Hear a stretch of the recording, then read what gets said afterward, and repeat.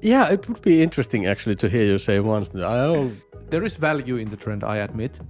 There is value that it's a shared responsibility. Everybody's responsible for quality, and some people more than others. when they have time to do that. Exactly. The first solution is just, hey, quit stressing about testing, and with luck, you may end up doing pretty well.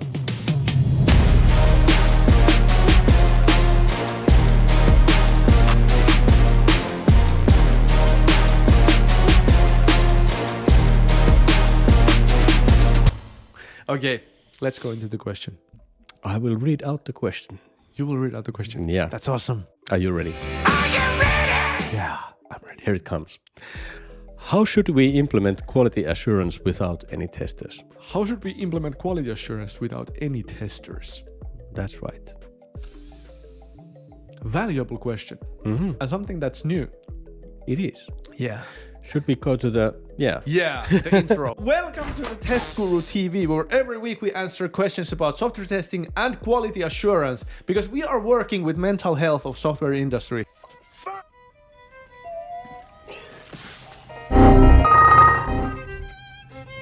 Everybody's so much more happy when software works. The dude sitting next to me, ultimate champion of testing, Jani, Tuna, Haikala. Hello. And here next to me is Antti Niittyviita, a tireless testing advocate, a trainer, a public speaker, and an author. Welcome to the show. Welcome. Hey, everybody's watching in English, so it's like sweatpants in English, but this is pieruverkkari in Finnish. Bro, what are you talking about, man? I have no idea why, but that's what it is. And is verkkarit actually a jogger? Like fart joggers? Yeah. So basically, yeah. So let's go into the episode.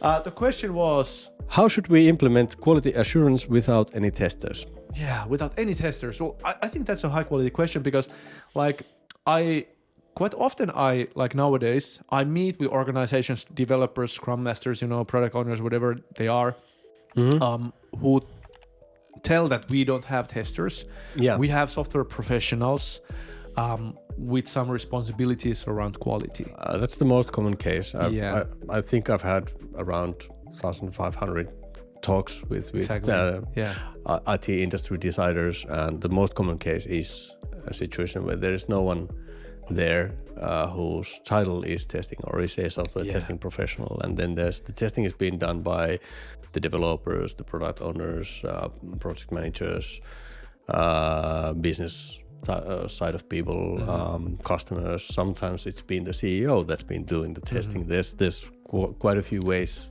to sort of approach that. I think it's a trend in our industry that's happening, and it's becoming more frequent all the time. And at the same time, there is value in the trend, I admit. There is value that it's a shared responsibility. Everybody's responsible for quality, and some people more than others. And there are software professionals with who script tests. They develop software tests and stuff like that. So test automation development is like, in a sense, maybe development as well. Right. So I think there is value to it, but there is a huge risk. And to me, the big risk is that when there is like a shared responsibility, then there are things that are no one's responsibility. And if you are in a situation where everybody's responsible for testing, and no one has it like an ownership. Yeah, I like where this is going. Yeah.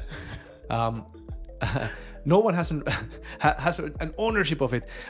Then what happens when you have deadlines looming? What happens when you accelerate and you are in a hurry? You are doing overtime weekends and stuff like that, in the development to reach your deadlines and milestones and stuff like that. So what happens then to your priorities, and what happens then to the testing? So in an ideal world, testing is done by everybody. It's everybody's responsibility, it's quality and everything. But when you face the reality, deadlines and the speed, then it easily gets neglected, and then things start to go off road. Yeah, there's many ways to look at this question and to answer this question. But the one single most important thing that I've got on my notes is the fact that you need to assign a testing responsible person, someone who has the ownership, someone who can tell you at any time what is the status of testing, and someone who also is responsible for sort of planning the testing activities. What type of testing do we need, and who are the people doing that? Yeah. So you need to have that owner for the testing. So someone from the business or the product owner calls you. So Jani, where are we with the testing? And then you would say, yeah, this is where we are. Yeah. So that's a problem if you don't have anybody to call. With the quality, with the testing. Yeah, and that's exactly like you were describing. That's quite common. People get quite busy. Yeah. They have this, I would say, main role, which is not testing, and then you need to do testing on top of that. And where do they start to sort of slack off first? Is obviously it's the testing part. So I've heard that so many times. People telling me that people telling me that basically our developers do the testing when they have time to do that. Exactly. And then there is the second thing that when you do testing, you will find something that will consume your time when you like have to fix. So that's like double the effort for you just like going into the testing mode. So if you have like, if you're in a hurry and you have an option to do activity that will take you away from your main activity, and at the same time you know that you're going to discover something that will take even more of your time, so are you going to do that? Is it very likely that you're going to do that, something that's going to like consume double your time to the effort that you're spending? That's a good point. So there is this approach avoidance that built into that kind of roles. The solution, because I think this was a how-to question as well. Was it a how-to question? Yeah. How should we implement? Should we implement testing without any QA professionals? So the solution then, one of the things that has really worked, of course, the obvious solution is, well, don't stress about testing, because like with luck, you probably can do pretty well. So many have. Yeah. So the first solution is just, hey, quit stressing about testing, and with luck, you may end up doing pretty well. So that's option number one. The option number two is to have your developers test, and to allow that to happen. I would say that one of the ways is to make an agreement within your team that every Thursday, for example, developer Tuna comes to work as a tester, and for the duration of the Thursday, she will not do any development work. She will not do any activities around what she usually does. She's a tester today. And on Friday there is the Fred, the developer. The Fred, the developer, comes with the hat of a tester, and then on Friday Fred is a tester. Nothing else, nothing expected from Fred except for doing what testers do, hunt for bugs or create evidence, whatever it is. So assigning the roles on specific days and committing to actually sticking to that. So everybody has to commit. When it's Friday and Fred tries to do some development, everybody has to say, Fred, you're the Friday tester. So you're not developing it today. And that has to be like ingrained into the team spirit, and it has to like become a fun process of actually protecting time of Fred on Fridays. And that's actually that's really good idea. And I've sort of, what do you call that in English when the turn changes from a person to another, sort of kiertävä? Wow, it's like the Finnish term is kiertävä vuoro. It's like, but I've used changing turns. Yeah, I've been using Calendly, and there, if you have an appointment that you and I and Jaak are sharing, it's called round robin. Yeah, right. So is it round robin? Yeah, could be. Round robin method. Let's call it that. Everybody takes turn with let's call it that. Round robin. Yeah. But I've also heard this actually being implemented in some companies, where there's essentially a list of items to go through. Not specific test cases or specific test steps, but there's a list of items to go through, like features, and then there's the round robin system, and everyone gets their turn in going through that list, testing those features, and then there's sort of maybe implemented a bit of competition. How many bugs does each and every one find, and sort of rewarding for that also, making it a bit of a competition or game, so to speak. So that has worked in several places quite well. Yeah, that's so true. Yeah. And of course, obviously there are the things in test automation, for example. Some of the things in automation can be seen as development practices, coding unit tests, test-driven development. So that would be one way to approach it from the level of the coding.